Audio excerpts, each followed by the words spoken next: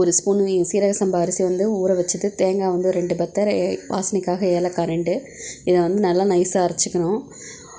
அரைச்சிட்டு இப்போ நம்ம வந்து ஒரு பாத்திரத்தில் வந்து தண்ணி வச்சு நல்லா வந்து லைட்டாக சூடானா போதும். நம்ம அரைச்சி வச்சதை அதில் ஊற்றி நல்லா வந்து கலந்துக்கலாம். தண்ணி ரொம்ப சூடாகிடுச்சுன்னா கட்டி ஆன மாதிரி ஆகிடும். அதனால் வந்து முதல்ல ஊற்றி நல்லா வந்து கைவிடாமல் கலந்துக்கலாம். இப்போ வந்து வெல்லத்தை வந்து பொடிச்சு வச்சுருக்கேன். இது மாதிரி நல்லா வந்து குழன்னு வந்த பிறகு நம்ம வெல்லத்தை போட்டு நல்லா கலந்துக்கலாம். கலந்துட்டா நம்மளோட சூப்பரான ஈஸியான ஃபாஸ்ட்டான அரிசி பாயசம் வந்து சூப்பராக வந்து ரெடி ஆகிடும். இதில் வந்து கொஞ்சமாக நெய் சேர்த்து நம்ம வந்து முந்திரி போட்டு தாளிச்சிக்கலாம். தாளித்து நம்ம அதை பாயசத்தில் ஊற்றிக்கலாம். சூப்பராக இருக்கும்.